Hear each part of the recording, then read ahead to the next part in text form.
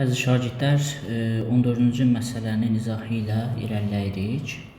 Deməli, bir zər 3 dəfə ard-arda atılır. Düşən hallar cəminin sadalılması ehtimalı. Biz bilirik ki, ehtimal tapdığımız zaman əlverişli halların sayını bütün halların sayını bölürük. Bütün halların həllərin sayı 6-nın kubu olacaq. Yəni 216. Ki, biz onun bütün halların sayı 216 yaza bilərik. Əlverişli halların sayını tapmaq isə biz sadə ədədləri, yəni düşən hallar cəminin sadada olması üçün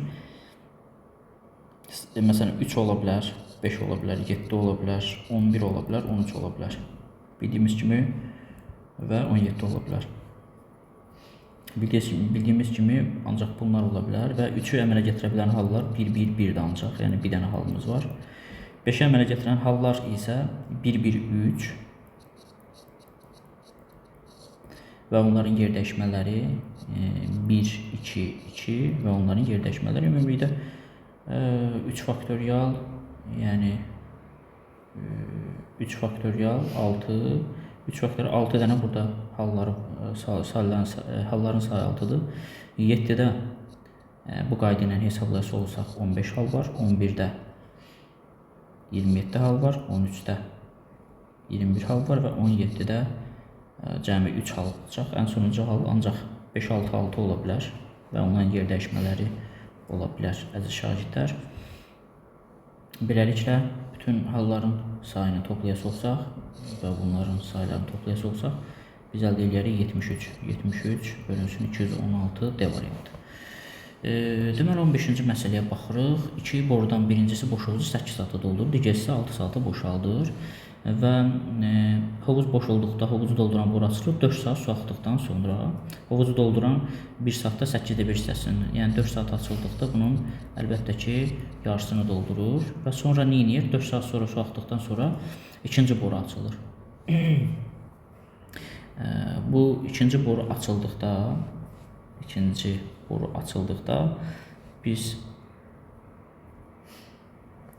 bunu deməli 4 saat su axdıqdan sonra 1/4 minus boşaldığı üçün 1/6 bərabərdir 1/x formasına salırıq və 12-də 3 minus 2, 1, 12-də 1 bərabərdir 1/x. X bərabərdir burada neçə? 12. Hovuzun suyu 12 saata boşalar, əziz və dəyərli şagirdlər. Deməli, bu məsələni bayaq həll elədim hissələrinə, yəni bunu qısaca sizinlə görək. Biz görürük ki, F0 2-yə bərabərdir, düzdürmü? Bu daha əvvəl illərdə də düşüb. X-in yenə əgər bir qoyası olsa, onda F1 nəyə bərabərdir? 3F0 üzərinə gəlsin 2 bölünsün 3-ə. Şagirdlər F0 2-dir, düzdürmü? 3 vur 2, 6 üzərinə 2, 8, 8 bölünsün 3 formasını saxlaya bilərəm. Eyni zamanda 2-ni tapısı olsaq, görün nə baş verir? F2 bərabərdir 3F1 üzərinə gəlsin 2 bölünsün 3 formasında. Yəni 3F1, 3 vurulsun 8 bölünsün 3 üzərinə gəlsin 2 bölünsün 3. 10/3 formasına düşür. Bu formada davam edəcək və əgər birinci halda, sizin gördüyünüz halda 8 bölünsün 3, ikinci halda 10 bölünsün 3 aldıqda,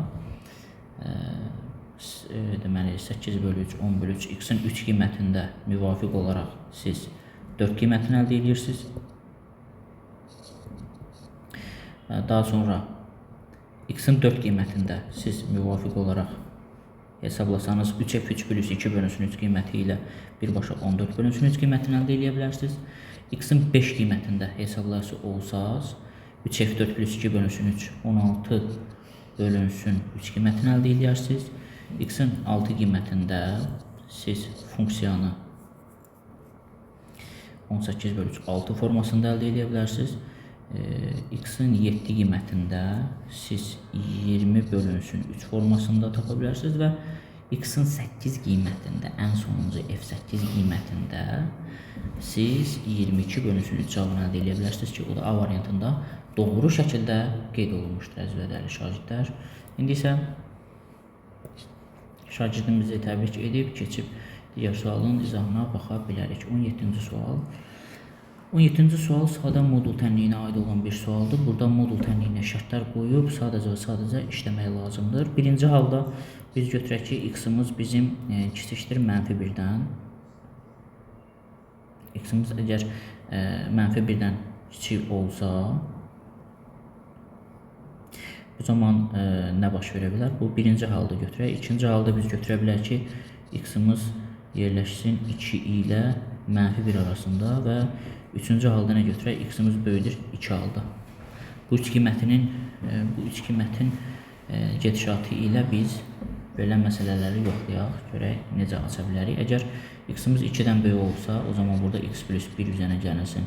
X çıxılsın 2 bərabərdir 2 formasına, 2x çıxılsın 1 bərabərdir 2, 2x bərabərdir 3, x bərabərdir 1.5 qiymətini əldə edə bilərik. Bu da ki, 2 qiymetindən böyük olmadığı üçün bunu götürməyəcəyik. X-in mənfi 1 və 2 qiyməti aralıqlarına diqqət yetirəsi olsaq, birinci qiymətdə heç bir problem yaşanmır, x plus 1 olduğu üçün qalır. İkinci qiymətdə isə 2 minus x bərabər 2 formasına düşür ki, bu da 3 bərabərdir 2 halına. Təbii ki, bu da ödənmir şagirdlər. Mənfi 1, məsələn, kiçik bir ədəd bura qoyduqda birinci halı siz yoxlayası olsanız, minus x plus 1 formasına düşər və çıxılsın 2 formasına düşər. O da bərabərdir 2-yə. Minus x çıxılsın 1 çıxılsın x plus 2 bərabərdir 2-yə. Minus 2x plus 1 bərabərdir 2-yə. Minus 2x bərabərdir 1-ə. X bərabərdir minus 1 bölünsün 2 formasına düşər. Minus 1 bölü 2 minus 0.5-dir. Minus 0.5 təbii ki minus 1 ədədindən kiçik deyil. Ona görə köklərin sayını soruşur. A-dır. Heç bir kök yoxdur. Yenə şagirdimizi təbrik edib keçirik 18-ci məsələyə. 18-ci məsələdə isə biz görürük ki, böyük bucaq qarşısında böyük tərəf, kiçik bucaq qarşısında kiçik tərəf durur. İlk öncə şagird səhv etməmsə yazıb yuxarıda deməli BAD bucağını yazıbmı? ABD 50-dir. ADB 62-dir. CBD 65-dir. CBD 65'dir. CDB 75'dir. Daha doğrusu CDB 75'dir. Öz formasını yazıb. Səhv etmirəmsə buradakiləri doğru şəkildə yazıb. Biz nəyə görə bilirik buradan? Yuxarıdakı 3 bucaqdan biz görə bilirik ki, yuxarıdakı 3 bucaqdan F böyükdür. Ən böyük F-dir. F böyükdür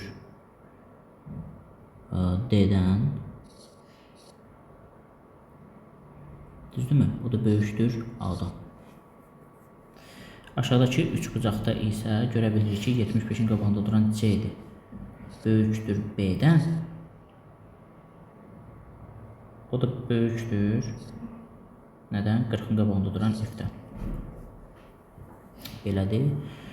Bu formada verilib. O zaman biz bunları birləşdirəsi olsaq, bu bərabərliyi birləşdirəsi olsaq, əgər F-dən də böyük C isə və C bunlardan böyüksə, deməli C ən böyüsü olmalıdır. C ən böyüsü olan A variant və digər variantları birləşdirəsi olsaq, elə A variantının doğru olduğunu tapa bilərik ki, şagirdimizi təbrik edirik.